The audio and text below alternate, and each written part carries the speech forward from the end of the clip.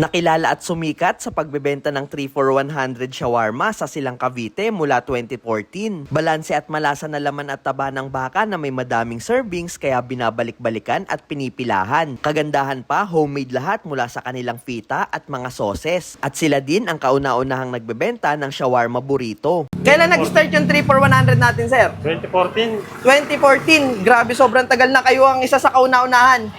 Ayan. Tapos, sir, grabe yung ating karne ng shawarma. Ano to, sir? Beef? Beef. Beef shawarma. Chicken.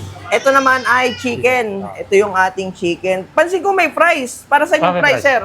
Ayan yung pinaka-toppings niya. Toppings imbis na gulay, fries yung nilalagay natin. Tapos ito yung ating beef shawarma. Nabalitaan ko, meron din po kayo dito yung burrito. Burrito, meron. Ayan, sige. Pa-order nga po ako nung isa munang jumbo. Sa isang araw, sir, nakakailang ganito po kayo? Isang 20 kilo. Ito mga karne natin, sir. Saan to galing? May nagsusupply sa amin. May supplier po kayo, no? Tapos kayo na yung nagtitimpla. Kami na. Pansin ko, ang ganda ng pagkaano, no? Balance, no? Karne, taba, karne. Yung servings po ba natin, kahit walang camera, ganyan ka talaga kadami? Walang vlogger po? Wala. Magkano naman po yung jumbo size natin, sir? Jumbo ay 140. 140 pesos lang. Dito ba, sir, meron tayong unlimited sauce Unlimited sauce. kapag dine-in? Ayan. Grabe naman pala sa laki yung jumbo size natin. Pwede ko rin po ba makita yung ating 3 for 100 na small size? Okay. Sir, ayan naman po yung ating 3 for 100 na chicken. Ganyan siya kalaki. Ay, malaki rin pala, sir, no? Small size lang siya. Small size siya kung tawagin, pero malaki. Grabe rin yung chicken nyo, sir, no? Ang sarap.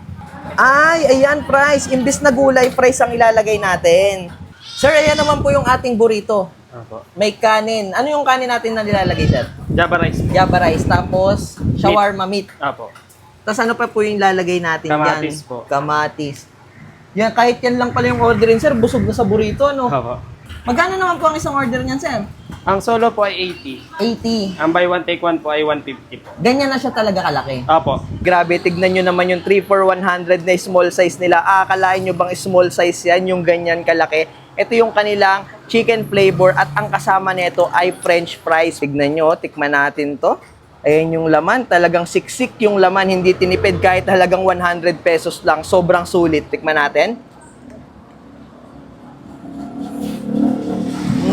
Ang sarap ng kanilang shawarma, lalo na yung kanilang mga homemade na sauces. At alam nyo ba, pag dito kayo nag-dine in sa Shawarma Invasion, unlimited ang kanilang mga sauces. Pero syempre, titikman din natin yung kanilang jumbo size. Ito naman yung kanilang jumbo size na 140 pesos. Tignan nyo naman, talagang overload sa laman. Pero syempre, kung bitin pa kayo dito, meron din sila ditong 170 pesos. Ayun naman yung kanilang super jumbo. Tikman natin.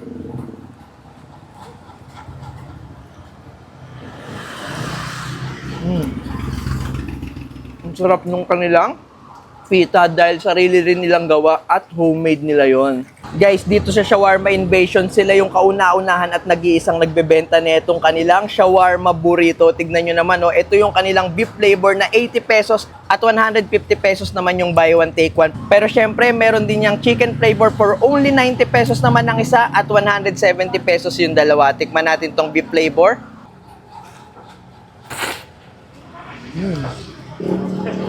Ang sarap. Grabe dito sa Shawarma Invasion. Kahit ito na lang yung orderin nyo, talagang mabubusog kayo dahil may kasama na rin yung Java rice.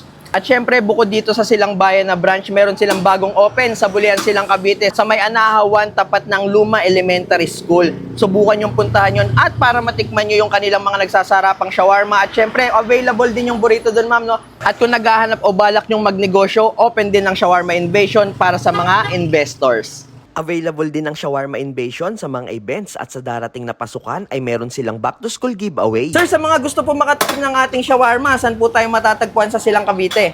Dito po tayo sa may JP Rizal sa may gilid ng simbahan. Gilid lang ng simbahan, no? Anong oras po tayo nag-open dito, sir? Open po kami ng 9 to 9. 9 to 9. Monday to Sunday po yan. Sunday.